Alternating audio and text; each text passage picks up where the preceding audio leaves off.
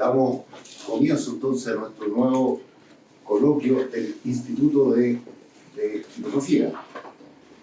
Esta vez expondrá con nosotros José Manuel Cerda, quien es doctor en Historia por la Universidad de New South Wales de Australia y además académico de la Facultad del Departamento de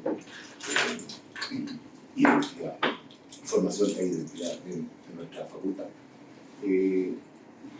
Bueno, además de ser José Manuel un reconocido exponente del mundo de la cultura anglosajona y ahora efectivamente de la coordinación de Nueva y de su libro, un libro que ha tenido mucho éxito, pero no nos va a hablar de eso en esta oportunidad, sino que vamos a seguir un poco en la misma línea del coloquio anterior sobre información digital, y entonces José Manuel nos expondrá Humanidades y Transformación Digital. Adelante. Muchas gracias, Emilio, por la presentación. Muchas gracias a todos los que están aquí físicamente presentes y a quienes nos siguen desde la transmisión de este formato híbrido que en parte tiene que ver con lo que vamos a hablar hoy día, justamente, que es el uso de la tecnología y el mundo digital y cómo esto está incidiendo en las humanidades. Cuando conversaba con Emilio sobre el título, bueno, no pretendo, digamos, hablar de la transformación digital de las humanidades, porque eso sería demasiado sugerente, sino que sencillamente humanidades y transformación digital, o sea, en el sentido de que esto nos puede servir o no.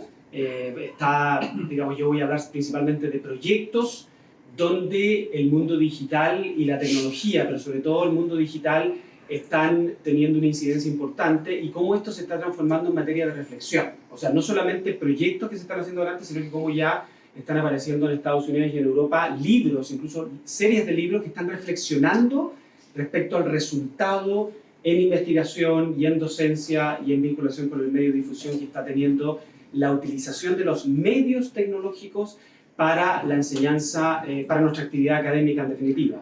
Y yo creo que, digamos, es una pregunta más bien filosófica, quizás no para un historiador, si es qué cariz, ¿no es cierto?, qué cara va a ir tomando esto en los próximos años. La semana pasada se nos hablaba desde el punto de vista legal, ¿no es cierto?, del ChatGPT y todo eso. Esto es un paso un poquito más atrás, diría. Lo del ChatGPT es una cosa que está sucediendo ahora, en este minuto. Esto es una cosa más bien que se viene desarrollando hace unos 40 años. O sea, gran parte de lo que les voy a mostrar hoy día son proyectos más o menos recientes, pero que arranca su tecnología, el desarrollo de los medios digitales hacia unos 30, 40 años, por lo tanto ya está sucediéndose un buen tiempo.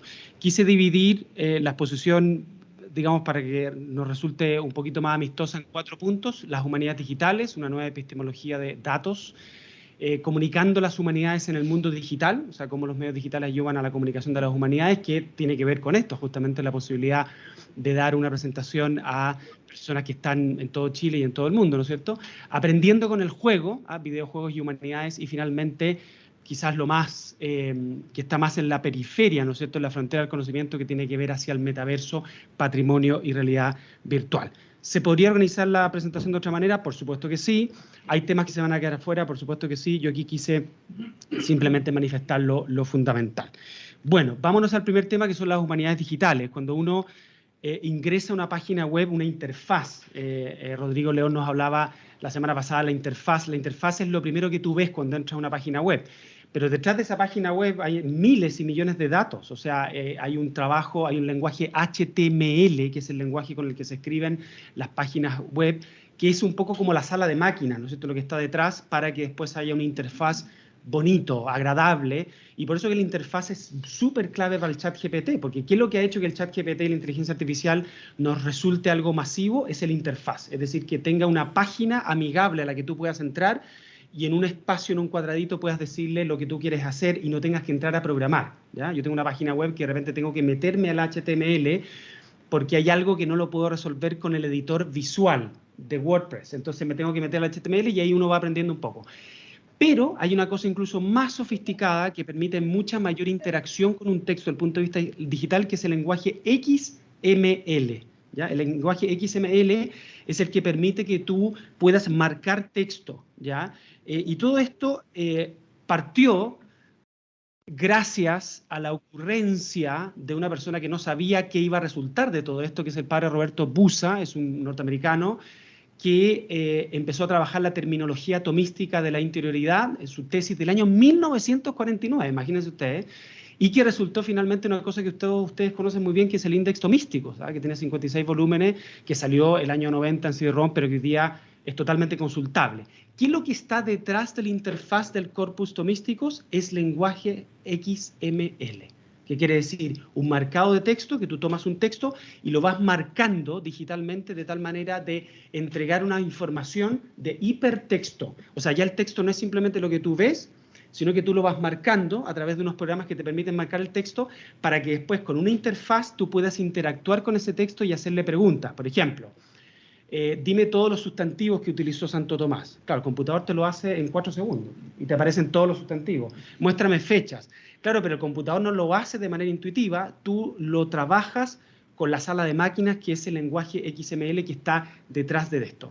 Como ustedes pueden ver, hay una asociación de humanidades digitales hispánicas, hay una asociación argentina de humanidades digitales con muchos miembros en espacios extremadamente colaborativos, hay revistas periódicas, o sea, les digo que se publican todos los semestres de distintas universidades que publican artículos relativos a las humanidades digitales, que comprenden fundamentalmente el uso de software computacional para analizar datos que nosotros utilizamos todos los días, digamos, en nuestra investigación, de manera que esto nos auxilie. Y fundamentalmente las humanidades digitales, que están siempre desarrollándose, hay una página donde tú cada vez que reinicias la página, te sale una definición nueva de lo que son las humanidades digitales. Si ustedes conversan con un humanista digital y le preguntan qué son las humanidades digitales, lo van a poner en aprieto, porque las humanidades digitales son lo que a cada uno o a cada investigador le pasa cuando utiliza estos medios. Por lo tanto, hay muchas definiciones.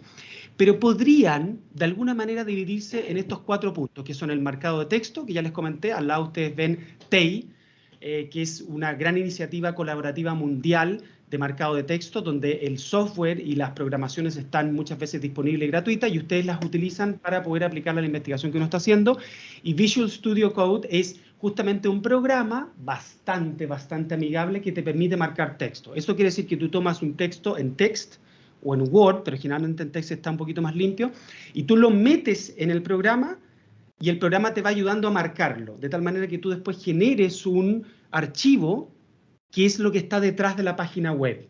¿Se entiende? Entonces, cuando tú entras a la página web y dices, qué fantástica esta página web, yo estaba pensando a los medievalistas, estaba pensando, antes que hablaba con Ángel, por ejemplo, los itinerarios regios, ¿no es cierto? Qué entretenido sería entrar a una página que te visualice el itinerario regio, donde los reyes se movían. Bueno, esa es la interfaz. Pero ¿qué es lo que está detrás? Lo que está detrás son los datos que uno le ingresa al software y que los va marcando de tal manera que el software pueda ir identificando y procesando la información. Entonces, lo que les pongo acá en el fondo son como algunos, no todos, de los programas y software que se han desarrollado, que son bastante amigables, que ustedes pueden utilizar para realizar marcado de texto, ¿ya? Ese es un poco... Después está la estilometría. ¿Qué es lo que es la estilometría? Tal cual como ustedes lo pueden observar, es la métrica a través de un análisis computacional del estilo. Todos nosotros los que estamos acá tenemos un estilo. Lo decía Rodrigo León el viernes pasado, ¿no es cierto?, que el computador no piensa y no es consciente de pensar, pero sí puede identificar ciertos estilos. ¿Por qué? Por la longitud de las frases que usamos, las palabras que repetimos, la longitud de las palabras, cómo relacionamos. Todo esto tiene ciertos parámetros que pueden ser identificados por análisis computacional, y esto en el mundo de la humanidad digital se conoce como estilometría. Y ahí ustedes tienen 2 programas. Python, que es un programa de programación, literalmente, donde tú le entregas comandos al computador. Esto es muy complejo. Yo cuando hice mi diplomado en Humanidades Digitales en Argentina hace un par de años, les reconozco que aquí yo realmente me rendí. O sea, dije, ojalá tengan los recursos para pagarle a una persona para que pueda hacer esto, porque Python es muy difícil de usar, lo están usando, no sé si ustedes tienen hijos estudiando ingeniería comercial, pero es un programa que lo trabajan los ingenieros comerciales, los ingenieros civiles, porque te permite programar. ¿Qué es lo que es esto? Sencillamente escribir comandos al computador para que tú le digas al computador lo que tiene que hacer, en definitiva, en análisis, y es muy complejo, es realmente muy complejo, sobre todo para nosotros que tenemos mentalidad humanista y que nos cuesta un poco el lenguaje computacional. Pero hay una interfaz muy fácil de usar, totalmente gratuito, que se llama Voyant Tools. ¿Qué es lo que es Voyant Tools? Es un programa. Ustedes se meten en internet y ponen Voyant Tools y les va a aparecer una interfaz donde ustedes lo que hacen es pescan un texto, lo limpian para que el computador no tenga problemas para analizarlo, el software, lo cambian a .txt, que es la forma más sencilla de ver un texto sin espacios, sin cosas raras, y lo meten a Voyant Tools. Es súper intuitivo, ¿eh? Esto es realmente intuitivo. Voyant Tools te dice, aquí tiene que ingresar el texto, y te da todo, te hace una visualización de la estilometría del texto que tú estás teniendo ahí. Y es fascinante porque uno pone sus propias cosas. Yo por ejemplo, puse mi tesis doctoral ahí. Y te arroja una serie de cosas que ya les voy a mostrar después cómo se ve el análisis y qué es las cosas que uno puede hacer con eso. Después hay una cosa muy bonita que se llama la georreferenciación. La georreferenciación es fundamentalmente la visualización geográfica de temas que nosotros trabajamos. Yo les comentaba anteriormente, por ejemplo, la itinerancia regia, dónde y cómo se mueven los reyes. Después les voy a mostrar un caso en particular de cómo esto se puede usar. Aquí hay dos interfaces una más bien, que es Recogito. Recogito es un programa, nuevamente gratuito, bastante intuitivo, donde tú le vas a poner un texto, pero un texto que contiene información geográfica. Por ejemplo, un diario de viaje. Tengo un diario de viaje que escribió una persona. Claro, el diario de viaje, ¿qué es lo que contiene? Lugares. Obvio. Entonces yo trabajo el texto para que los lugares estén escritos de la misma manera, porque si yo pongo Santiago y le pongo una L al final, el computador no me lo va a identificar con el mismo lugar. Puede ser, pero le va a costar. Entonces yo limpio el texto, lo voy trabajando, la plataforma te ayuda a hacer eso, y luego te aparece una visualización del texto. O sea, el texto ya deja de ser texto y pasa a ser una visualización geográfica que te permite identificar ciertos patrones. Por ejemplo, que tal persona que tú pensaste que se iba todos los fines de semana a Valparaíso, resulta que no, porque lo que me está mostrando el texto es que le gustaba más irse al sur, por decir cualquier cosa. Y finalmente, otra gran área de las humanidades digitales, hay otras, pero estas son las 4 fundamentales, son redes. Por ejemplo, uno de ustedes quiere trabajar en género epistolar. Tengo 1500 cartas. Yo las puedo procesar humanamente en lo que se llama lectura cercana, que es la que te permite el procesamiento humano. Pero el computador tiene una cosa que se llama lectura lejana. El computador te puede procesar billones de datos. Entonces, si tú tienes muchos datos, puedes usar Gephi, que es nuevamente un software gratuito, un poquito más difícil de usar, y te permite hacer nodos y redes. Por ejemplo, con quién se carteaba a tal persona, a quién le escribía, le respondía o no le respondía. Todo esto para mostrar grafos que en un minuto más les voy a comentar para que ustedes tengan presente. ¿Para qué sirve todo esto? Se van a preguntar ustedes. ¿Cómo lo llevo a casos particulares? Bueno, esta persona que ustedes están viendo en pantalla, que probablemente todos ustedes la identificaron, es una de las autoras más leídas del mundo que se llama J.K. Rowling, ¿cierto? Autora de Harry Potter. Pero, como suele suceder con la mayoría de los autores, no siempre al principio te va tan bien como uno piensa. A que le iba a ir a esta persona. Y a ella le fue bastante mal con sus primeros libros, entonces decidió publicar con un seudónimo que ustedes ven ahí en pantalla que se llama Robert Galbraith. Y había cierta sospecha que los libros de Robert Galbraith no eran de Robert Galbraith, ¿ya? ¿Qué es lo que hicieron? Dos norteamericanos pescaron un software de estilometría y metieron el libro junto con todos los textos que posteriormente escribió J.K. Rowling como tal y pudieron determinar que se trataba del estilo de J.K. Rowling. Claro, si ustedes lo piensan desde el punto de vista humano, ¿se puede hacer esto? Sí, pero nos llevaría ¿cuánto tiempo? Poder identificar que el estilo de un libro completo de una persona efectivamente lo escribió Alejandro, Eugenio, Jaime, porque es muy complejo para el ser humano procesar tal cantidad de datos y eso es justamente lo que hace el análisis computacional. A la derecha ven ustedes una cosa, un artículo que se publicó hace poco sobre la atribución del auto sacramental de la Araucana de Andrés de Claramonte frente a Lope de Vega. Fenómeno fascinante. ¿Qué es lo que hacía Andrés de Claramonte? Como Lope de Vega tenía mucha fama, publicaba los títulos de él bajo su nombre. Brutal, ¿o no? Entonces yo escribo un libro y le pongo el nombre de otra persona, que sé que la otra persona va a vender más, después me pasa la plata, pero el libro se vende mucho más.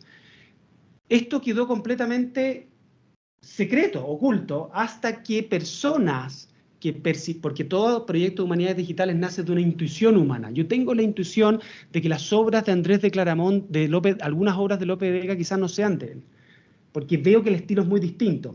El cerebro humano está trabajando, ¿no es cierto?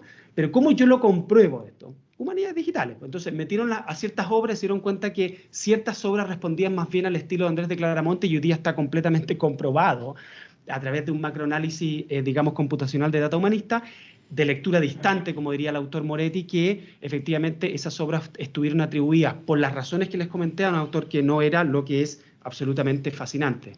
Esto es lo que te muestra Voyant Tools. ¿Se fijan? Ustedes identifican súper rápido lo que ven a la izquierda, que es un word cloud, ¿no es cierto? Las famosas nubes de palabras. Las nubes de palabras son humanidades digitales. Lo que pasa es que nosotros las conocimos en Internet como nubes de palabras, que te muestran las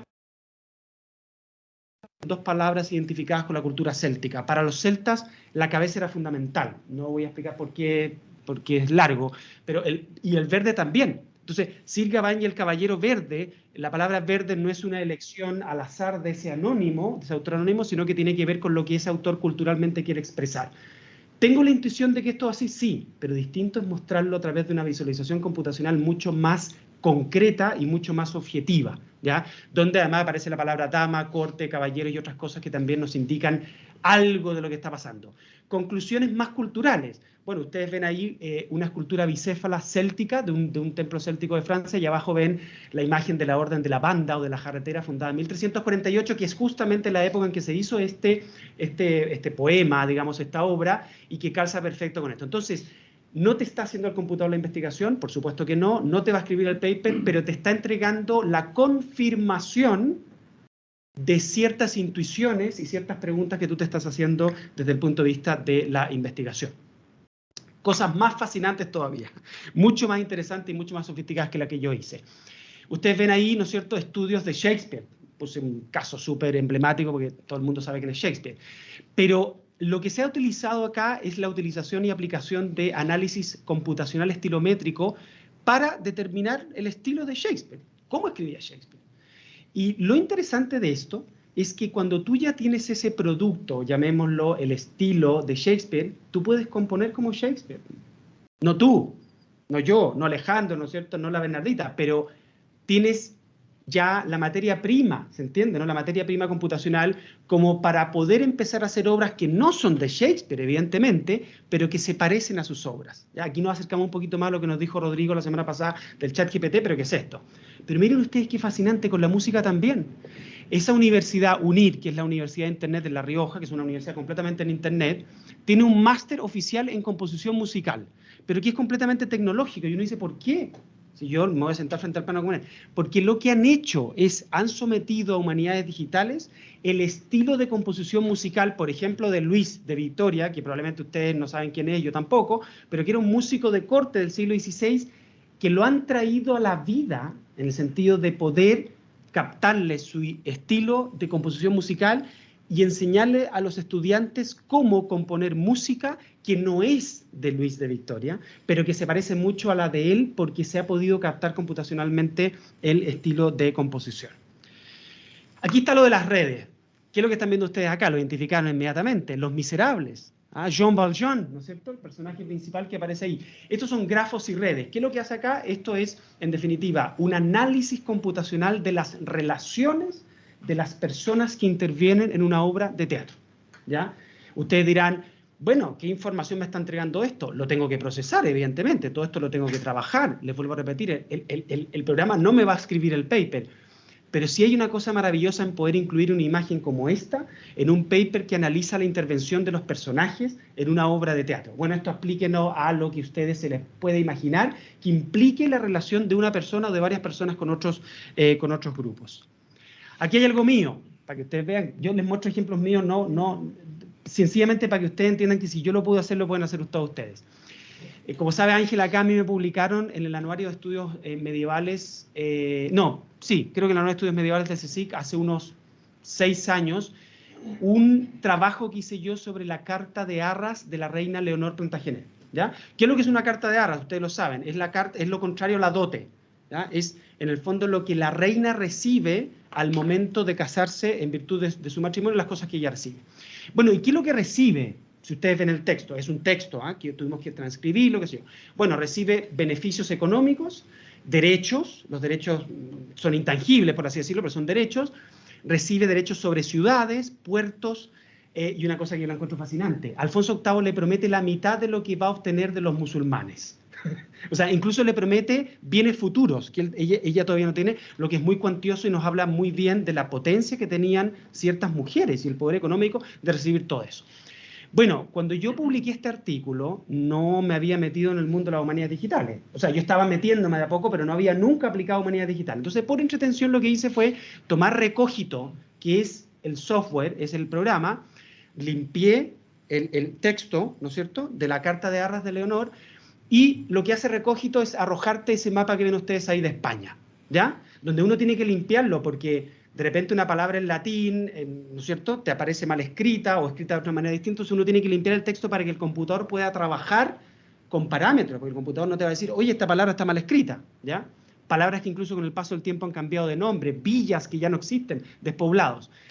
¿Y qué es lo que me arrojó? Me arrojó las siguientes conclusiones que yo no pude sacar cuando miré solamente el texto. Por eso te digo que las humanidades digitales nos ayudan. Primero, me di cuenta que la carta de arras, estos señores, cuando nombraban los bienes que recibió Leonor, están agrupados por regiones.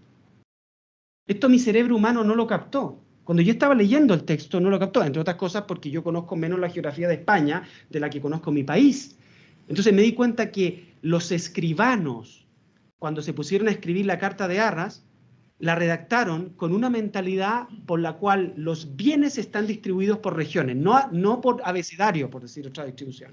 Segundo, me di cuenta al visualizar esto, porque el ojo humano procesa la información visual distinta que la textual, evidentemente, que estaban concentrados en el corazón del reino de Castilla en este caso, pero distribuidos también y extendidos a las fronteras. ¿Por qué? Muy sencillo. Porque si yo soy Alfonso VIII y me caso con Leonor Plantagenet, hija de Enrique II y Leonor de Aquitania, la pareja más poderosa de Europa, ¿qué es lo que hago yo? Le entrego carta de arras extendida a las fronteras. Porque si tengo un problema con el rey de León y el rey de Navarra en las fronteras, ¿a quién estoy involucrando? A los reyes más poderosos. Entonces, le entrego bienes en las fronteras de tal manera de cuidar mis fronteras. Porque si le quitan, si el rey de León me quita la frontera, le está quitando bienes a mi mujer, que es hija de Leonor de Aquitania. Entonces, estas cosas son conclusiones que los historiadores sacamos y que son importantes y que van en nuestros papers. Tercero, fascinante, me di cuenta, no mirando el texto, sino que mirando el mapa, que fíjense ustedes, están ubicados los bienes a lo largo y ancho del Camino de Santiago. Yo no lo había captado, ¿por qué? Porque mi cerebro humano no puede procesar visualmente todas esas villas chiquititas del mundo medieval y ubicarlas en el Camino de Santiago, no habría tenido idea. Si yo no he hecho el Camino de Santiago y no lo conozco y no podría procesarlo. Tercero, y esto lo encontré ya fascinante, cuando un chileno, a ustedes le hablan de puertos, ¿qué es lo que a ustedes se le viene a la cabeza? Puertos, cuando digo el puerto, puertos marítimos. Pero aquí no. Estos son puertos fluviales. Miren la diferencia cultural que yo no la capté por el texto. ¿Por qué? Porque a Leonor Plantagenet se le entregaron derechos sobre puertos. Y cuando a un chileno tú le hablas de puertos, ¿qué estamos pensando? ¿En el puerto de Talcahuano? No, estamos pensando en el puerto... No estamos pensando en puertos de ríos. No estamos pensando en puertos fluviales. Pero si ustedes miran el mapa, se van a dar cuenta que aparte de Santander, el resto de los puertos sobre los cuales Leonor Plantagenet recibió sus derechos son puertos fluviales. ¿Es esto información histórica importante? Claro que es relevante. ¿La podría haber captado con mi cerebro humano? Imposible. Habría tenido que conversarla con muchas personas para poder verla. Sigamos.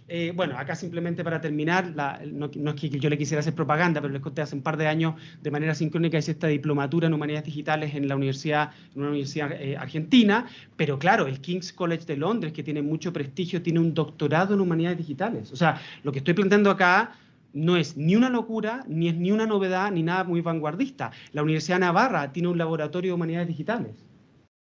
La Universidad de Navarra. O sea, hay universidades en España, el IE, por ejemplo, que están un poquito más tecnologizadas. Hay un laboratorio de humanidades digitales, obviamente en la UNED, ¿no es cierto? Que la UNED es la Universidad Nacional de Distancia. Pero hay de esto, imagínense ustedes un companion de humanidades digitales, publicado hace 15 años. O sea, para escribir un compendio sobre un tema es porque el tema se viene trabajando hace un buen tiempo. Tú no vas a escribir un gran compendio de 1200 páginas sobre un tema si no se ha trabajado por una editorial tan importante como Blackwell, ¿ya? Entonces esto un poco para señalarlo. Esto lo paso rápido. El segundo tema, comunicando las humanidades a través del mundo digital.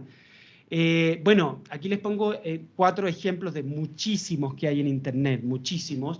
Talleres de bolsillo, chileno. Tienen miles de personas tomando cursos de cultura y humanidades. ¿Es lo mismo que lo presencial? No. ¿Va a reemplazar lo presencial? Jamás. Pero me permite que una persona que está en Punta Arenas, que está en Valparaíso, que está en Iquique, que está en Sudáfrica, que está en España, pueda tomar un curso. Y si nosotros queremos difundir las humanidades en todo el mundo, bueno, ocupemos los medios digitales para poder hacerlo. Academia Play, no sé si conocen en internet, en YouTube, es un canal muy interesante, donde ponen estos como avatares, y te van explicando los distintos fenómenos de la historia y la literatura a través de dibujos que se van haciendo como si uno estuviera en esta pizarra, imagínense, blanca, pero se van haciendo dibujos. Bueno, los videos de Academia Play tienen millones de visitas, no miles, millones. Y están haciendo un trabajo impresionante para combatir la leyenda negra contra España. ¿Por qué? Porque la persona que está detrás tiene esa impronta, estudió con Alejandro Rodríguez de la Peña, del CEU, que es amigo nuestro, lo conocemos, y está haciendo un gran trabajo muy cercano a los jóvenes, muy tecnológico, muy interesante y muy pedagógico para combatir la leyenda negra y otras cosas. Ilustre, Colombia. Me escucharon a mí en un canal de televisión hace 2 o 3 años, me llamó una persona de Bogotá, José Manuel, te escuché en un canal de televisión, nosotros tenemos una plataforma que se llama Ilustre y nos gustaría que hagas cursos online desde tu casa. Claro, mis cursos de Zoom, que tenían 40, 50 personas, pasé a tener 350 personas. Di una charla, después se lo voy a mostrar, a 9.000 personas. Casa Contada, literatura y oralidad, el presidente Boric fue estudiante de acá, lo digo en serio. Es también una iniciativa chilena que también ha llegado a mucha gente. Yo partí con una página medieval, edadmedia.cl, hace unos 20 años, el año 2008, y la página me sirvió para enlazar y hacer sincronía con academia.edu, una página que ustedes conocen donde uno va poniendo sus papers, es como una especie de Facebook académico, pero no tiene una connotación social, sino que una connotación académica. Esto me permitió también vincularme con las redes sociales, porque cuando tú tienes una página web, la página web tuya alimenta las redes sociales y tiene un vínculo también con páginas más académicas. También te permite alimentar tu canal de YouTube, que yo tengo una modesta cifra de 1.500 seguidores, no como Camilo, ¿no es cierto?, que tiene una gran cantidad y que llega a mucha gente, y te permite también tener un vínculo muy potente con los medios de comunicación. ¿Por qué? Porque los medios de comunicación, que funcionan a 1.000 kilómetros por hora, te piden un briefing muchas veces, te perfilan. Tú no tienes el tiempo de explicarle algo complejo. Entonces, ¿yo qué es lo que hago con los medios de comunicación? Les mando un video de YouTube. Les digo, mira, aquí hay una entrevista, aquí hay una cosa, y entonces lo que hacen ellos es te perfilan, te ayudan y entras tú en contacto con ellos. Modestamente lo digo, simplemente para que ustedes entiendan la envergadura y la conocen porque ustedes siguen otras páginas. En YouTube yo tengo 18.000 visitas a una visita guiada del Tapiz de Vallée, que no es una visita guiada del Tapiz de Vallée, es una visita guiada de una réplica del Tapiz de Vallée que tuvimos aquí en Chile. Tiene 18.000 visitas. Es poco comparado con otras cosas, es ínfimo, no es nada.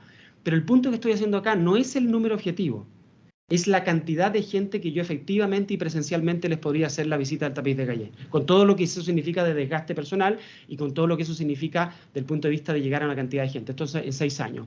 8.000 personas fue la audiencia que tuve conectada en YouTube para una conferencia que además fue espectacular que tuviera esa cantidad de gente porque es por un tema tan sensible como mitos y prejuicios sobre la Edad Media. El cinturón de castidad, que nunca se usó en la época medieval, todos estos mecanismos de tortura sofisticados, me permitió hablarle a 8.000 personas de una sola vez de toda América Latina y España en una charla sobre un tema tan sensible como este, al llegar a ese público.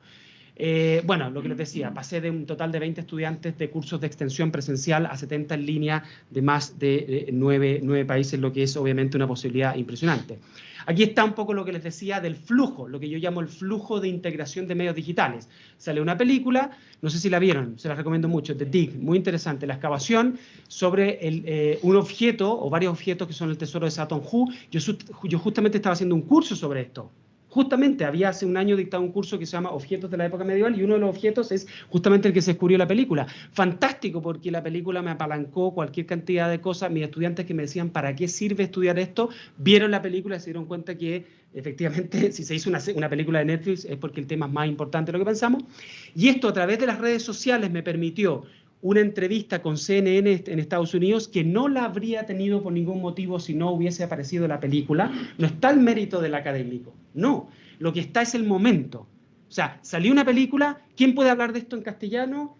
Se meten a Google, buscan, entran a tu canal de YouTube y se dan cuenta que no hay tiempo para buscar a otra persona y te llaman. Entonces tú en un segundo te encuentras en un canal de televisión. Me di cuenta que este señor que ustedes ven ahí, Camilo, había entrevistado a Don Francisco la semana anterior y a Arjona hace 2 semanas. Por lo tanto, estamos hablando de un programa que llega a mucho público y a un público muy variado, que es justamente lo que nosotros queremos hacer, que es llegar justamente a un público lo más amplio y lo más diverso posible. Y bueno, ya simplemente para concluir, yo ya les decía, concluir esta parte de la conferencia, yo estoy yendo ahora a Londres a transmitir en vivo y en directo La Coronación, que es el historiador frente al fenómeno que estudia, con Telemundo, que es la red, o sea, el canal latino de NBC Universal. Y uno dice, ¿en qué minuto se produjo esto? O sea, ¿en qué minuto uno pasa de hacer clases en una universidad, no deja de hacerlo, por cierto, y pasa esto?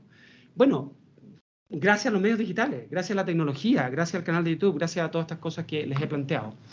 Aprendiendo con el juego, ya vamos al tercer tema, para que vean, vamos avanzando rápido, no sé Emilio, cómo vamos con el tiempo, pero estos temas son un poquito más cortos, entonces ya, hay un poquito de tiempo.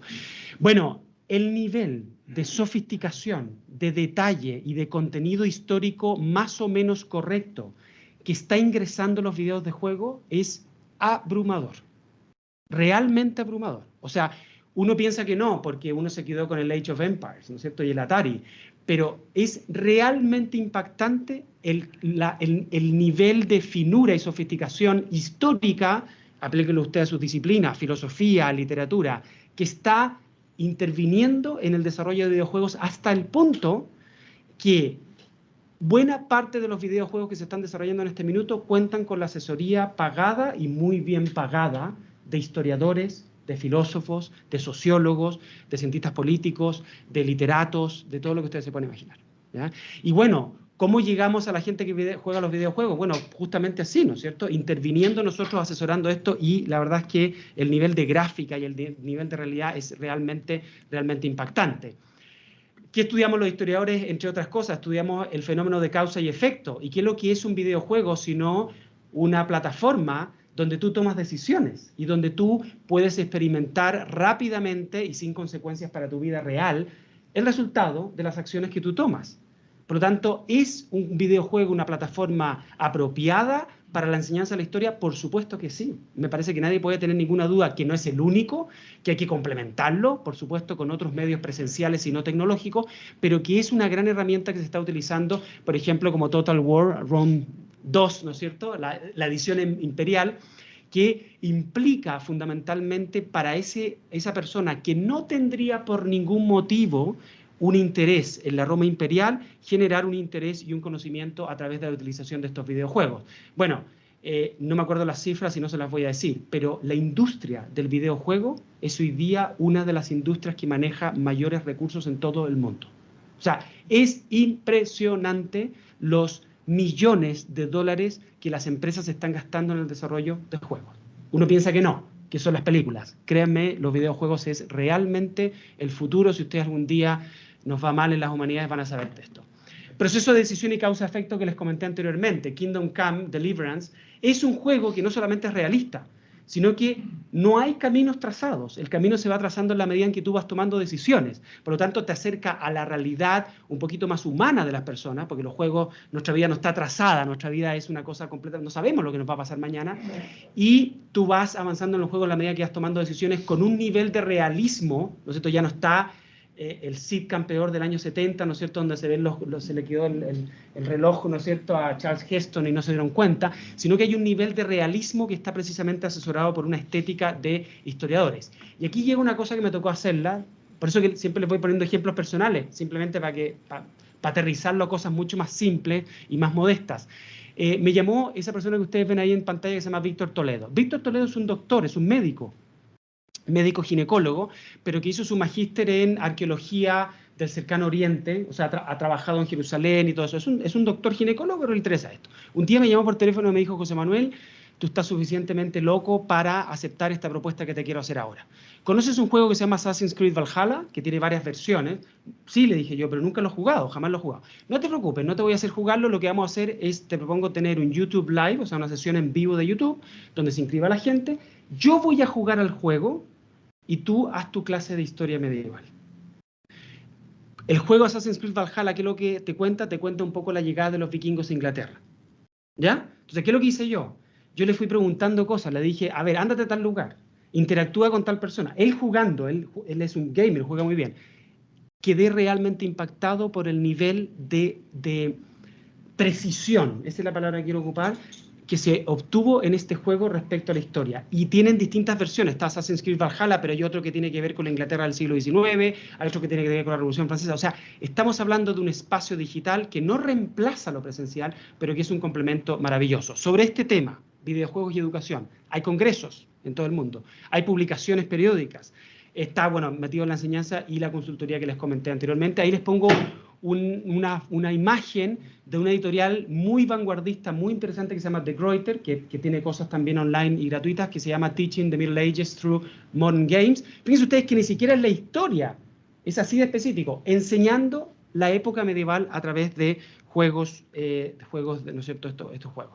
Y por último, ya el último tema que tiene que ver hacia el metaverso, el patrimonio de la realidad virtual, ¿no es cierto?, que no sé si ustedes se acuerdan aquí en Chile que se hizo una cosa de Van Gogh, ¿se acuerdan? Que con realidad aumentada, que fue espectacular. Yo no tuve la oportunidad de ir, pero la gente que fue dicen que fue una experiencia de, digamos, de acercamiento al objeto, en este caso la pintura de Van Gogh, muy novedosa, muy interesante, y creo que la realidad virtual en este sentido está haciendo un trabajo realmente impresionante. Les voy a poner un ejemplo concreto que me tocó verlo, no participar. HP, Hewlett Packard de León, se juntó con un lugar que conoce muy bien nuestro amigo Ángel, lo hemos visitado varias veces, que es la gran colegiata de San Isidoro de León, en el Reino de León, bueno, en la ciudad de León, donde hay una cosa que se ha identificado como el cáliz utilizado por Cristo en la última cena. No voy a entrar en el tema y no sabemos si es, no voy aquí a citar a Indiana Jones, pero sea o no el cáliz que utilizó Cristo en la última cena, no es el tema que nos convoca.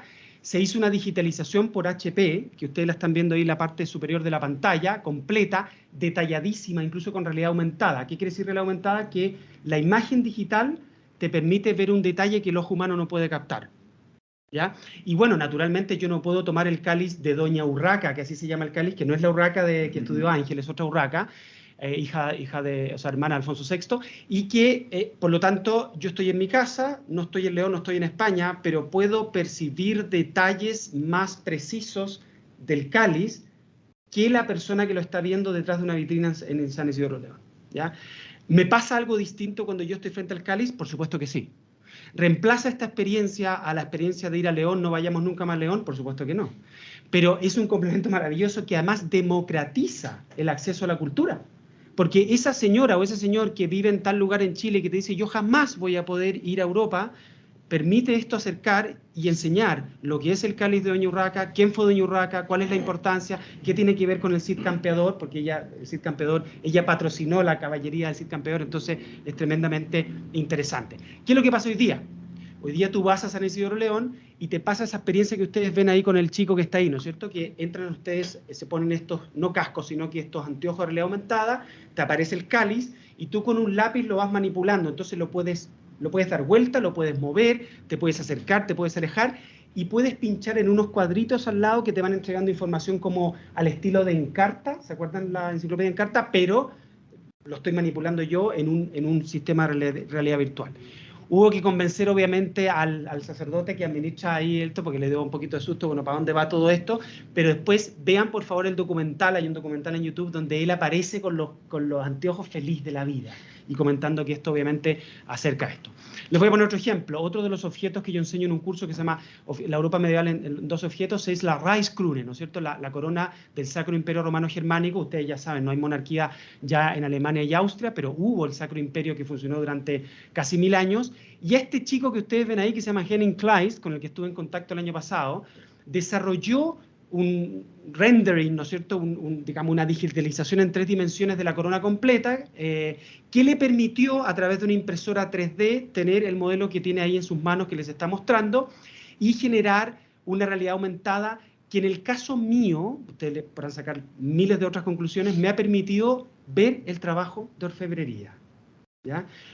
Yo no lo puedo percibir, porque ustedes están viendo la cantidad de perlitas pequeñas que tiene ahí, las incrustaciones, cómo el orfebre logra pegar y adjuntar el zafiro, el rubí, a estas cosas. Bueno, la realidad aumentada te permite llegar a un nivel de precisión y detalle que tú puedes observar la técnica que hace 1000 años se utilizó para confeccionar esta corona. Es realmente una maravilla y bueno, ¿se compara esto con estar en el Museo de Historia Cultural de Viena, que es donde está esta corona? No.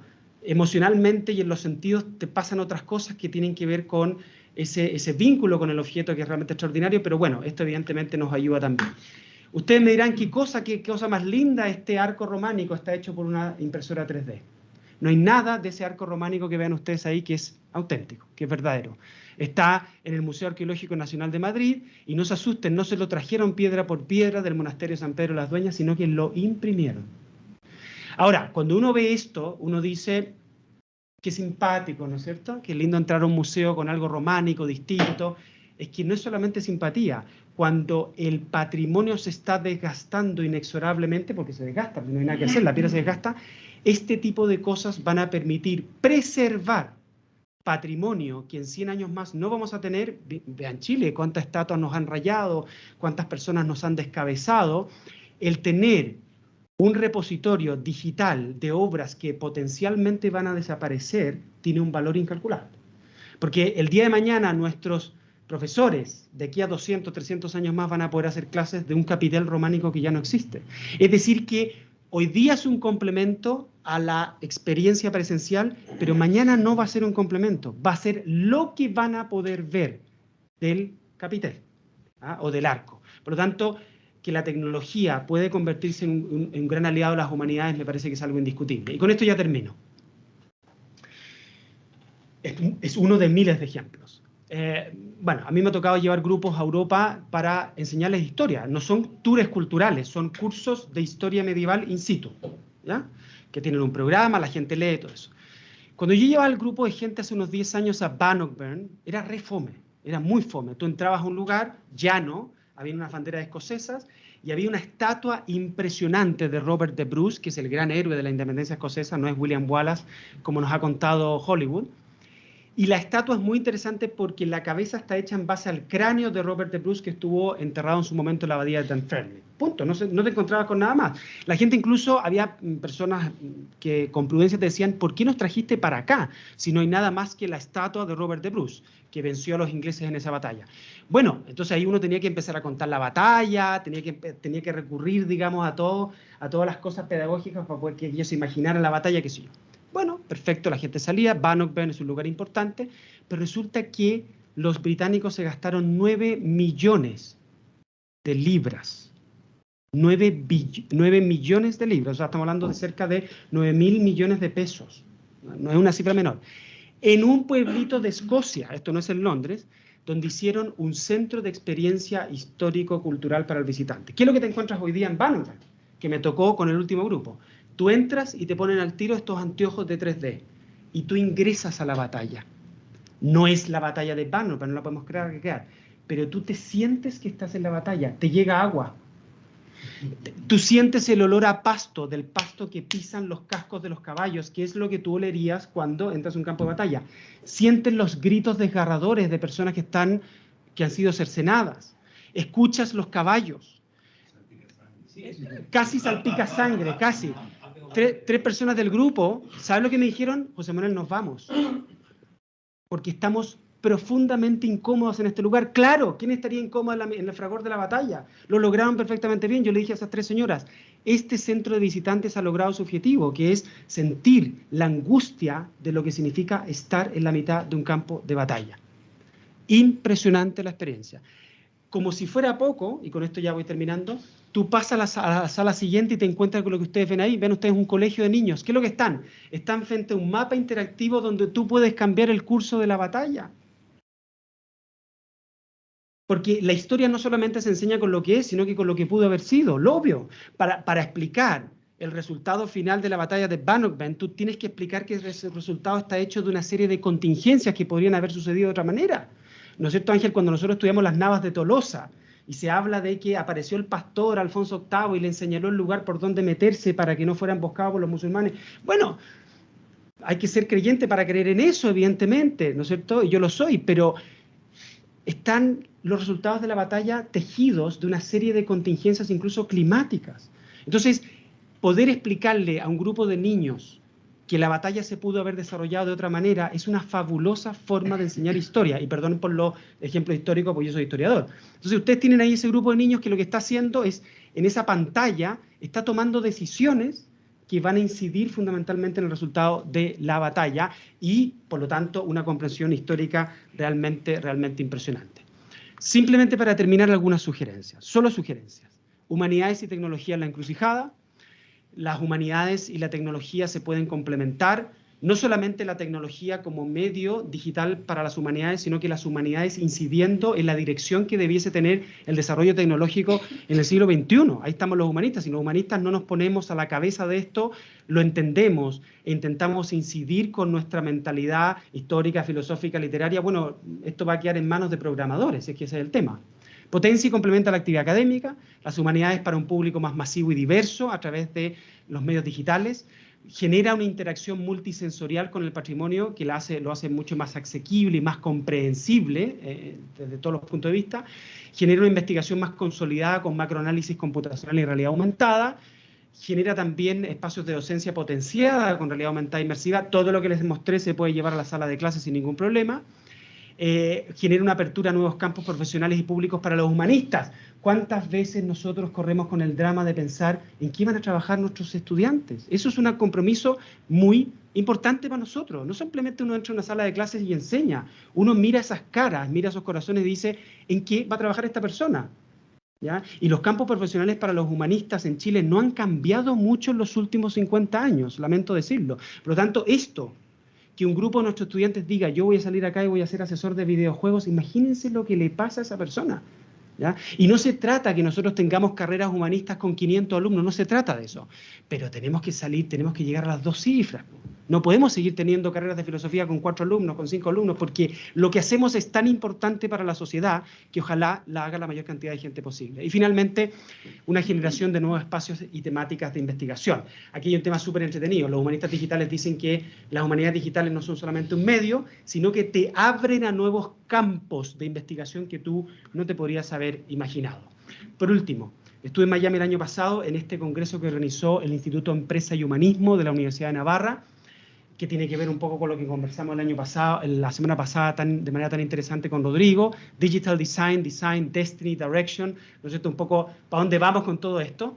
Y yo ahí presenté un trabajo que se llama Strange Bedfellows, The Humanities Thriving in the Digital Age, que se va a publicar prontamente, pero cuando digo prontamente, los próximos 6 o 8 meses, en la revista Empresa y Humanismo que edita la Universidad de Navarra en algún minuto del año 2023. Quiero terminar con esto simplemente porque ese trabajo es mucho más serio que lo que acabo de presentar en el sentido de que está con notas al pie de página. Gran parte de lo que acabo de exponer ahí está en el trabajo, pero está expuesto de una manera mucho más completa, con referencias, con notas al pie de página, con cita de autores. Por lo tanto, en su momento, cuando se publique, haré lo mejor posible para hacerles llegar, digamos, una copia digital para que, si les interesa, lo puedan leer. Muchas gracias. Muchas gracias.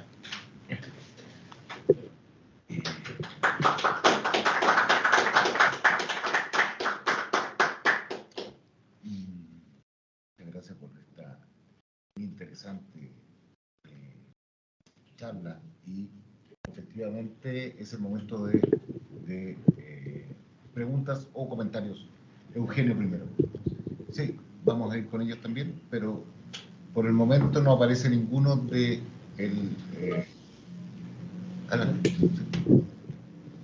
Gracias, José Manuel, por lo interesante. Bueno, abre perspectiva, por decirlo de alguna manera, y uno se entusiasma con el entusiasmo con que tú hablas, ¿cierto?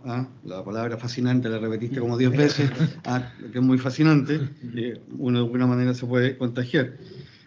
Lo que yo te quería preguntar, no sé si es una pregunta o un comentario, pero lo que hizo Robert Busa, padre de las humanidades digitales, fue un trabajo de ordenamiento, por decirlo de buena manera. El Index Domesticum tenía 11 millones de palabras y él fue a hablar con el señor Watson de la IBM y le dijo, oiga, pásame una tarjetita, hágale, perfora la tarjetita y ordenó. Sí.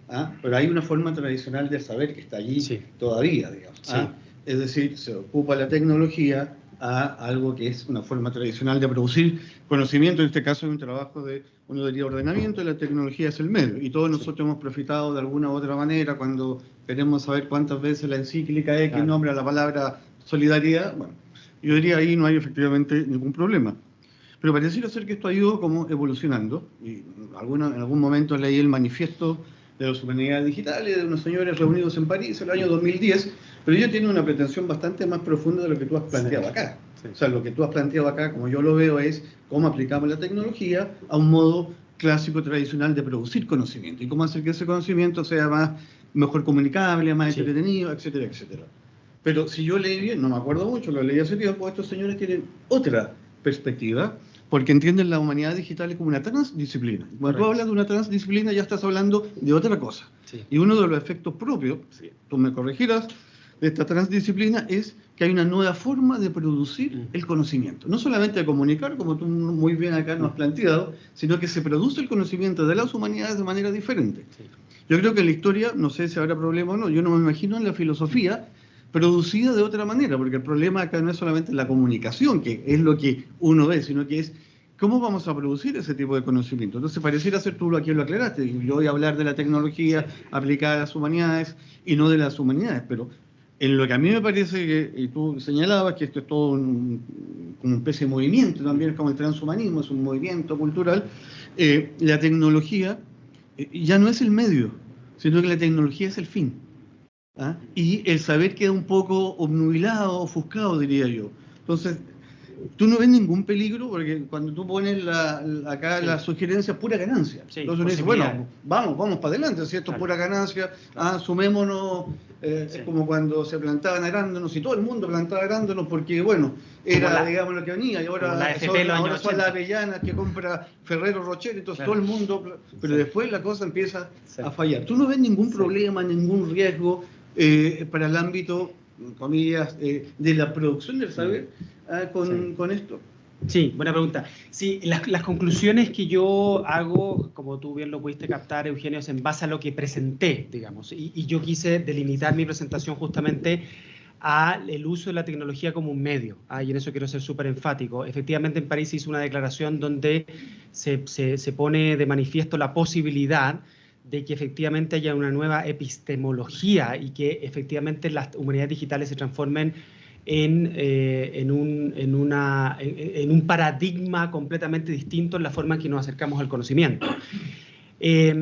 Yo no comparto esa visión de la Declaración de París, creo que hay un riesgo importante, creo que hay un campo que por lo menos desde donde yo me paro me resulta completamente desconocido, o sea, me pasa lo mismo que a ti, no me imagino para los humanistas trabajando en un contexto donde las humanidades digitales sean mucho más que un medio, por así decirlo.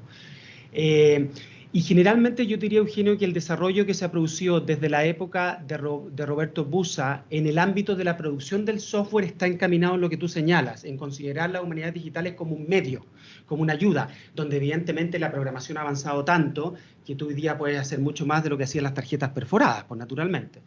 Entonces, este ambiente colaborativo que tú te encuentras en las humanidades digitales, colaborativo como es Google, ¿no es cierto? Cuando Google encarga a India a un programador que ni siquiera conoce y simplemente le paga porque le cobra menos por hora de trabajo en la India o en Pakistán o en Estados Unidos, donde esté, el ambiente de las humanidades digitales es súper colaborativo porque tú ingresas a blogs y dices, puede ser tu investigación, oye, mira, estoy trabajando temas, ponte tú, de doctrina social de la Iglesia y quiero un software que me ayude a procesar esto, que me ayude a ordenarlo, a sistematizarlo, y te va a salir una persona al día siguiente que te va a decir, mira, ocupa esto, hay un grupo de personas que ya lo está trabajando en la universidad, no sé dónde. Entonces es un ambiente tremendamente colaborativo, pero que suele llegar hasta el punto donde las humanidades cumplen un rol, perdón, el mundo digital, el software y la tecnología cumplen un rol de ayudarnos a consolidar intuiciones, ayudarnos a dar datos procesados de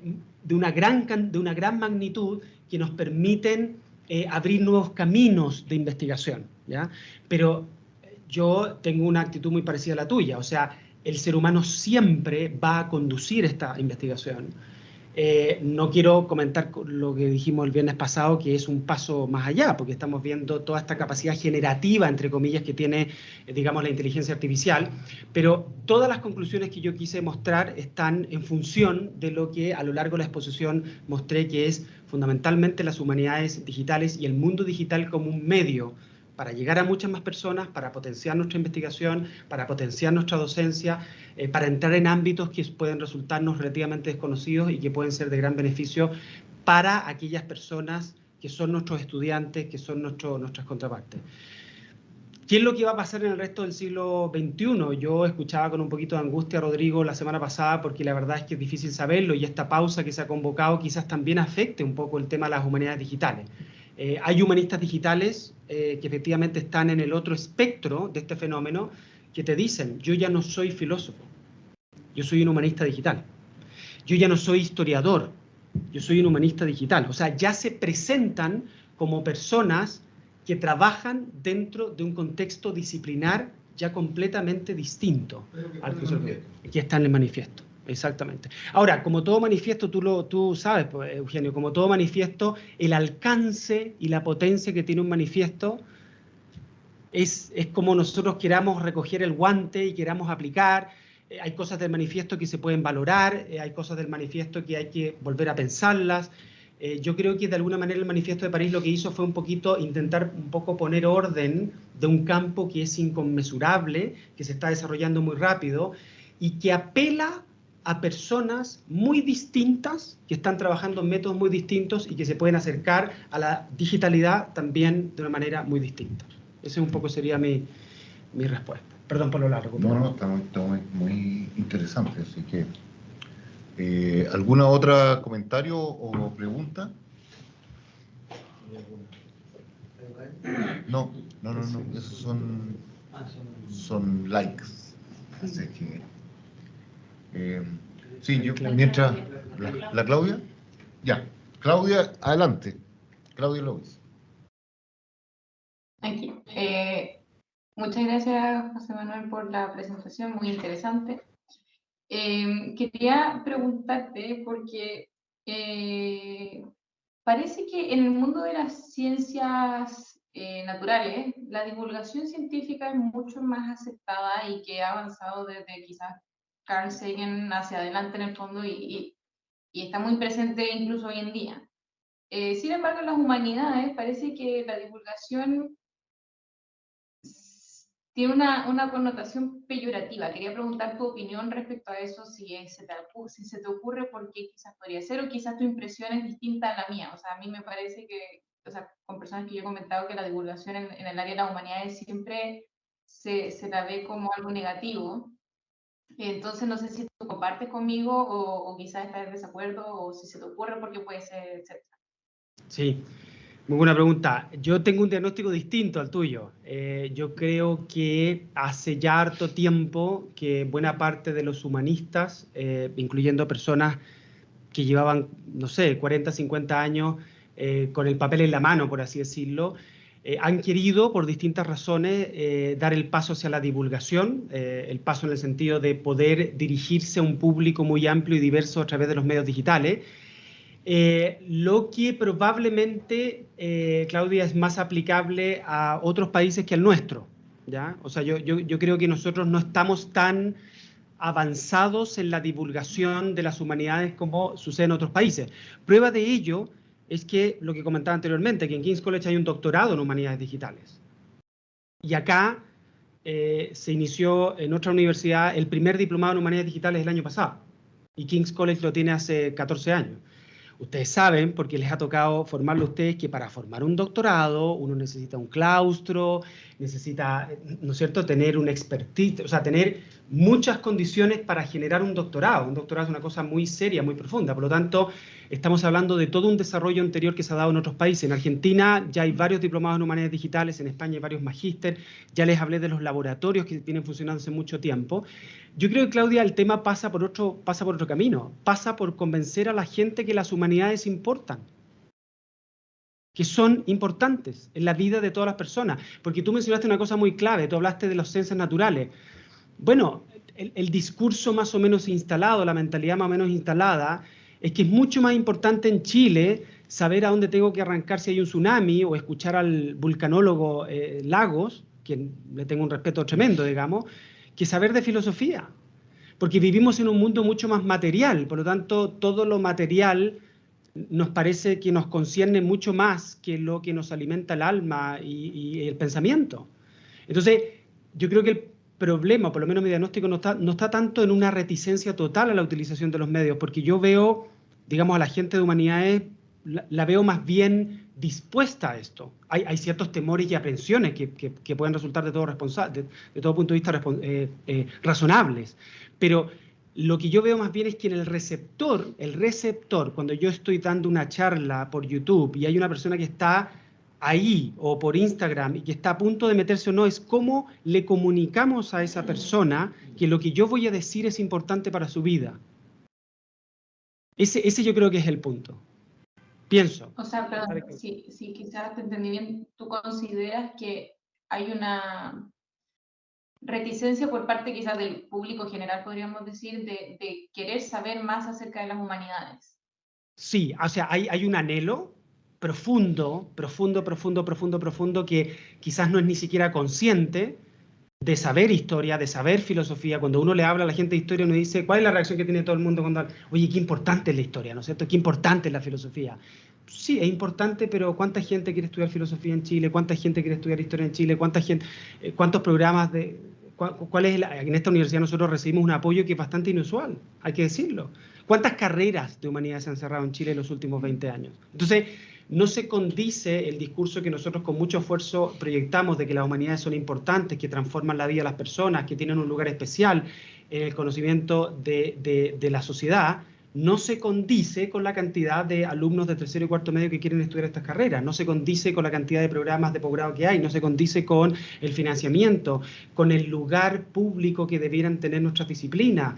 Y yo creo que tiene que ver un poco con el campo profesional, creo que tiene que ver un poco con las mallas de historia, filosofía y literatura que de repente pudiesen repensarse en términos, digamos, de generar nuevos espacios de desarrollo profesional para esos chicos, pero los medios tecnológicos están, y yo creo que la disposición también está. Yo creo que la disposición de buena parte de la comunidad humanista en Chile está para utilizar estos medios tecnológicos para llegar a un público cada vez más diverso y cada vez más amplio, digamos. Diverso me refiero del punto de vista socioeconómico, del punto de vista etario, del punto de vista regional, del punto de vista geográfico, que es un poco el gran anhelo que tenemos nosotros, ¿no es cierto? Editar una buena conferencia y que te la puedan escuchar en Coyhaique o en cualquier parte del mundo. Gracias. De nada. Sí, y si me permite un pequeño comentario, que en realidad yo creo que aquí hay muchas cosas mezcladas, digamos. Entonces, es bueno distinguir para unir, digamos, al final, porque entonces es ver en qué sentido este mundo digital ayuda como herramienta a las humanidades, en qué sentido las humanidades se transformarían en una especie de mundo digital, que ya es otra cosa muy distinta, y que tiene que ver también con las maneras de no solo mostrar las humanidades, sino que también la manera en que se estudia, por ejemplo, la filosofía. Sabemos que no va a haber tantos filósofos, pero a lo mejor sí buenos profesores de filosofía, y eso está bien, Sí. está bien. Sabemos que no va a haber tantos historiadores, pero sí profesores de historia que lo van a hacer muy bien. Entonces también hasta dónde llegar con esto que tú decías de los nuevos trabajos, las nuevas expectativas que tienen los jóvenes para entrar. Pero también hay otro tema que es como cuando se ofrece, por ejemplo, la carrera de cómo llegar a ser escritor. Entonces uno dice, ¿cómo llegar a ser escritor? Y eso lo voy a aprender en la universidad mediante una técnica. La verdad es que no, digamos. Entonces, ¿cómo voy a aprender humanidades mediante una técnica? ¿Me voy a transformar en un humanista? La verdad es que no. Claro. Pero sí te puede ayudar. Sí. Sí te puede ayudar. Te puede ayudar mucho. Y por eso que está muy bien puesto el título, creo, de esta charla, porque dice humanidades y transformación digital. Claro. No dice las humanidades igual... Claro. Transformación digital, son dos cosas distintas. Es una buena herramienta, digamos. Sí. Es como una opinión nomás. Sí, absolutamente. Hoy día, tú lo debes saber, Emilio, mejor que nadie, la gente está aprendiendo a escribir por talleres de Instagram. Claro. No está aprendiendo a escribir en las universidades. Uno, porque es más barato, porque es más ágil, y justamente respecto a lo que preguntaba Claudia, es porque hoy día hay una gran cantidad de escritores de comunicar lo que saben a través de esos medios, y no a través de los medios tradicionales de más tradicionales que nosotros conocemos. A ver, un poco lo mezclo con lo que comentaba y preguntaba Eugenio. Hace 50 años había gente que se resistía al PowerPoint. Sí. No, pero está bien, pero tú usaste un PowerPoint para tu presentación aquí en el coloquio. Bueno, pero es una resistencia, pero es un PowerPoint al final. Cuando hace 100 años el PowerPoint no era ni siquiera una posibilidad, ¿ya? ¿Quiere decir esto que tenemos que usar siempre un PowerPoint? No, por supuesto que no. Pero lo que te quiero decir es que hace 50, 60 años había gente que miraba, yo tengo una persona en mente que trabajaba conmigo en otra universidad, que encontraba que el PowerPoint era la perdición misma, o sea, que le entregaba una connotación incluso moral y ética al uso del PowerPoint. Entonces, a otro nivel, en otro momento de desarrollo, esto es algo parecido. Si tú lo concibes como un medio, como una ayuda, hoy día podemos, digamos, ofrecerle toda la resistencia que queramos, que es importante porque nos permite también delimitar, nos permite comprender, nos permite usar las cosas para lo cual fueron usadas, ¿no es cierto? Perdón, diseñadas. Pero yo creo que en 30, 40, 50 años más, no todos, porque nunca va a ser todos, pero buena parte de la gente que estudia humanidades va a tener un ramo que se va a llamar humanidades digitales. Yo tengo poca duda que de aquí a 10, 15 años más, el curso de humanidades digitales va a ser prácticamente obligatorio y transversal para toda la enseñanza de las humanidades, tanto como para profesores como para licenciados. Yo no tengo mucha duda respecto a eso, no tengo una bola de cristal para saberlo, ¿ya? Entonces creo que, y de hecho, si ustedes conversan con personas, dicen que a nuestros estudiantes debiéramos enseñarles cómo usar Excel, debiéramos enseñarles cómo usar las herramientas básicas de la tecnología. ¿Por qué? Porque nos guste o no nos guste, vivimos en un mundo tecnológico, y el historiador y el filósofo se desarrolla y vive en ese mundo. Estoy de acuerdo con eso, pero aún así creo que el nombre estaría muy mal puesto, o sea, humanidades digitales. Creo que es herramientas digitales. Sí. Y bienvenida a las herramientas digitales. Al principio, ¿tú sabes cuál era el nombre? El nombre era humanística computacional. Ese era el nombre que se llamaba, humanística computacional. Así se llamó en los años 60, 70, después quedó como humanidades digitales. Si tú conversas con un humanista digital, sobre todo los más fluidos, los más orgánicos, te van a decir que el nombre ni siquiera les gusta. Un poco por lo que decía Eugenio, porque esto está en desarrollo. Entonces, cuando ellos te dicen, humanista digital, bueno, pero ¿qué significa eso? ¿Qué te refieres con eso? Yo ya les decía, hay una página, no me acuerdo cuál es, que cada vez que tú reinicias la página te da una definición nueva de humanidades digitales. O sea, tú le apretas Enter, la página se renueva y te da una nueva definición de lo que son las humanidades digitales. Y hay gente que le encanta esa liquidez, ¿no es cierto? Nosotros somos más de precisar las cosas, de ordenarlas, de sistematizarlas, pero hay gente que le gusta esto completamente abierto, completamente experimental, por así decirlo, y hay un grupo, precisamente los que estuvieron detrás de la Declaración de París, que te dicen, no sabemos realmente lo que son las humanidades digitales, no sabemos exactamente para dónde vamos con esto, pero bueno, el ser humano no siempre ha sido capaz de dominar todo y de comprender todos los fenómenos sociológicos. El viernes pasado lo que se nos presentaba, una cosa que incluso va más allá de esto, ¿no es cierto?, que tiene que ver con los derechos de autor, con la generación de los non-fungible tokens, que son estas obras de arte digitales que tienen estos blockchains que las protegen. O sea, lo que te quiero plantear es, lo que yo he comentado en esta clase es algo que se ha venido desarrollando los últimos 40, 50 años. No es lo del ChatGPT, que es una interfaz del último año, por así decirlo, que explotó ahora. O sea, que es incluso más indómito, por así decirlo.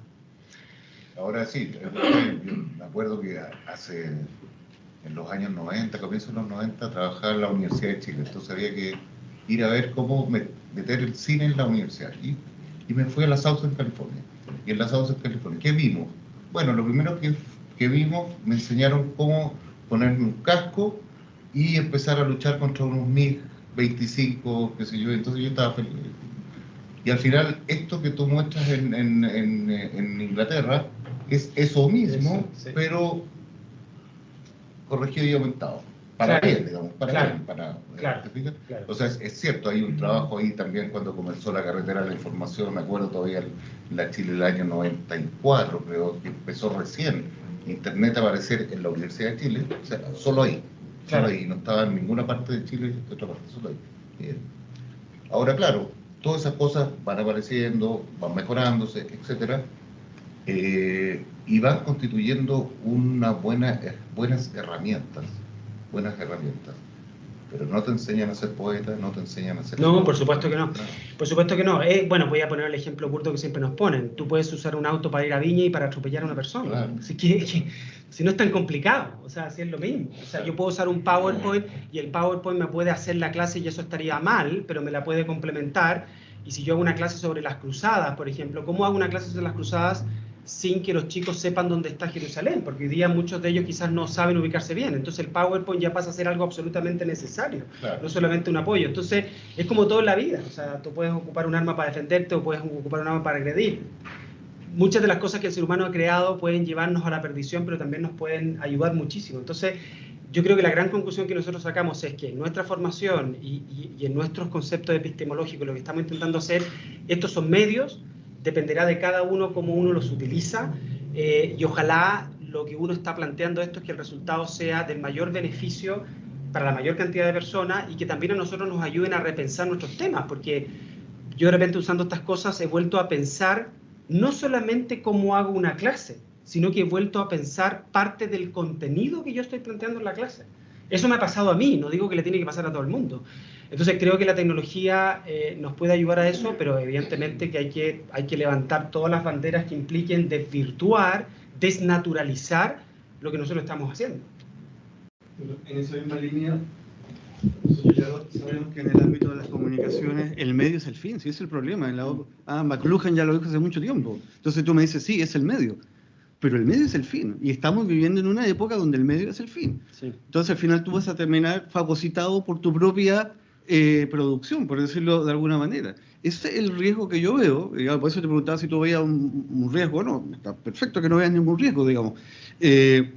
Pero eso es lo que me preocupa, porque esto en un ambiente aséptico, es perfecto, o sea, ¿quién se puede negar a todo esto que además es mucho más entretenido? Sí. Sobre todo en una época en que el tema de la entretención es tan importante. Hoy día se dice la enseñanza tiene que ser gamificación, la famosa gamificación, etcétera. Entonces, no es una cosa que yo la veo tan baladí, por decirlo de alguna manera, sobre todo porque uno dice, no, si esto es el medio. Pero es que el problema es que hoy día el medio es el fin. ¿Y cómo vemos ese punto? Yo no lo sé, estoy aquí pensando simplemente en voz alta, pero no vaya a ser que vamos a terminar muertos en nuestro propio vómito, por decirlo de alguna manera. Es que yo creo que en el fondo que... Exactamente como el mismo tema, o sea, perdón, quería poner que ¿no es acaso el paper también un medio para un fin que corrompe el fin en sí mismo y la academia no está estancadísima también produciendo papers que nadie lee? O sea, correcto, exacto. Digo, o sea, hace 80 años el paper, o sea, si nosotros trajéramos un académico de los años 20 y viera un paper, lo estoy inventando porque no podemos saber, también le parecería una cosa, digamos, inadecuada o espantosa. Yo creo, a ver, es que depende, o sea, si uno tiene una postura taxativa e impositiva diciendo todos los académicos de una universidad, todos los estudiantes de una universidad, todos, ¿no es cierto?, deben aprender de esta manera, efectivamente el medio se transforma en un fin, pero yo creo que nosotros, cada uno en su disciplina, sabrá cómo usar esto y sabrá cómo utilizarlo para su beneficio. A mí yo les puse ejemplos concretos míos, digamos, para que no se entendiera que esto se está haciendo en cualquier parte del mundo que no tiene nada que ver con uno. Lo puse justamente para eso, para mostrar cómo a mí esto me ayudó sin ser taxativo. Claro, yo te entiendo, Eugenio, uno no podría después de esto y decir, oye, todos ustedes tienen que hacer esto, tienen que aplicar recógito para la visualización geográfica de cualquier texto que estén trabajando en la época medieval. Eso sería obviamente algo impositivo y taxativo. Pero yo creo que también es bastante evidente cómo esto puede transformarse en una herramienta muy potente y en una ayuda, entendiendo que los medios también han sido creados por el ser humano. O sea, el computador no se creó solo, los computadores y los softwares son creados por el ser humano. Entonces, ¿en qué medida eso se vuelve en contra del ser humano? Probablemente ninguno de los que estamos acá estaremos vivos para ver Terminator hecho realidad, o quizás sí, no lo sé. Pero yo creo que en esto no hay que ser taxativo, o sea, no hay que pensar que porque algo nos ayuda a hacer una determinada cosa, se va a transformar en algo que todo el mundo tiene que hacer o que lo tenemos que imponer. Y yo creo que ahí está el peligro, justamente. O sea, cuando una nueva tecnología ayuda, no nos tiene que llevar eso a imponérselo a nosotros, digamos. Ese es el punto de vista, y por eso que, como decía Emilio, la conferencia sobre humanidades y transformación digital no es una propuesta que indique, como pasa en algunas empresas, ¿no es cierto?, de una transformación digital taxativa y total, donde quien no se sube al carro, digamos, queda, digamos, prácticamente tirado en el camino. Eso es un poco lo que yo he querido expresar a través de esto. Ahora, nos guste o no nos guste, lo escuchamos el viernes pasado, esto va a pasar igual. Entonces, el humanista tiene una invitación de resistir esto, perfecto, no hay ningún problema, de subirse al carro, perfecto, no hay ningún problema, de intentar entenderlo, liderarlo, de criticarlo, yo creo que las humanidades están un poco para eso, pero lo que no va a pasar, se lo puedo asegurar en esta mesa, es que esto se va a detener. O sea, no hay ninguna manera que lo que vimos el viernes pasado del ChatGPT y lo que hemos visto hoy día se vaya a detener de una manera tajante, o sea, a menos que suceda una cosa así como inexplicable. Claro, parece que va por ahí las líneas de la historia. ¿Sí? ¿Alguien? Ah. Y esta sería la última, con esto vamos cerrando.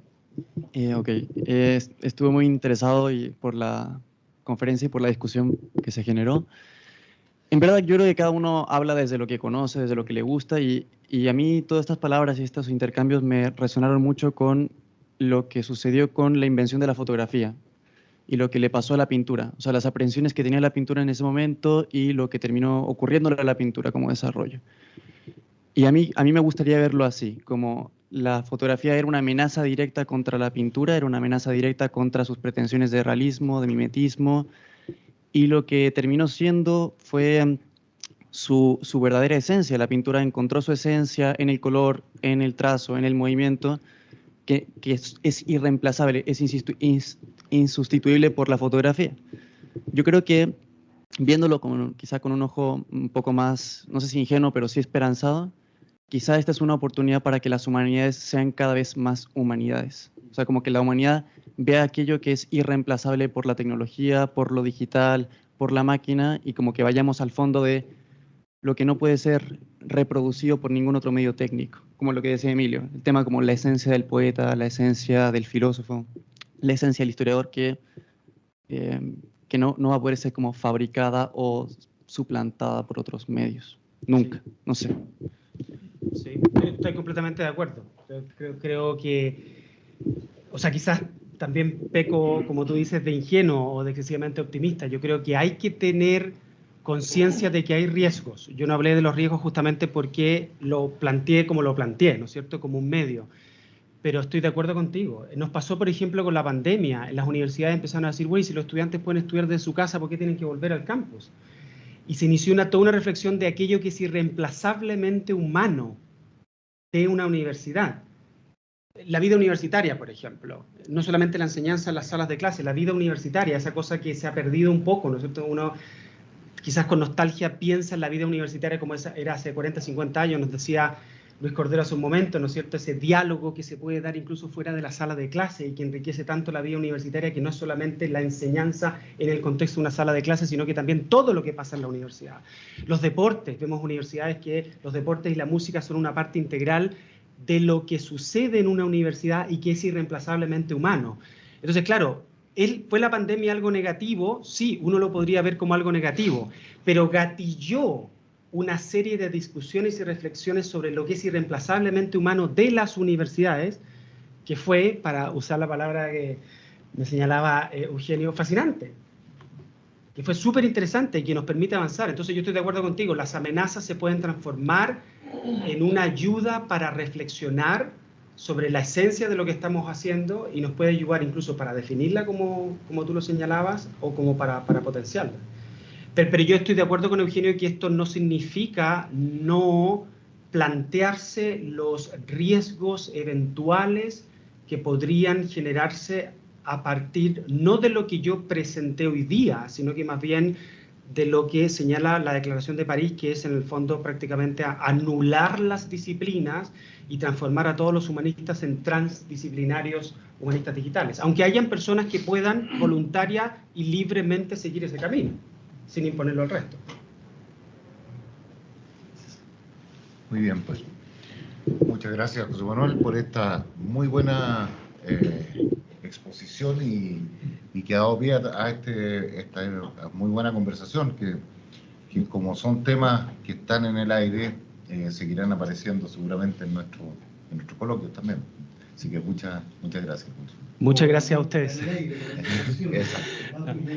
Bueno, y queremos gracias. dejarlos invitados para la próxima semana. Volveremos con un tema ya no de humanidades digitales, sino de la cultura. Y el profesor uruguayo Ramiro Poetti nos hablará sobre la matriz cultural latinoamericana y cómo se ha ido gestando esta matriz cultural y quizás qué podría ofrecer a los problemas actuales a partir de el análisis que hacía Metol Ferrer. Le dije al profesor uruguayo que se centrara más bien en el tema de la matriz cultural, que eso es interesante que sepamos sobre eso. Eso la próxima semana, y la subsiguiente, que bueno, vamos a ver ahí que topa un poco, pero vamos a ver cómo lo solucionamos. Va a venir Joseph Ramos a hablarnos sobre su libro Creer o no creer, que también es otro tema muy interesante, y son dos invitados también de lujo para las próximas semanas. Así que eso, muchas gracias. Muchas gracias.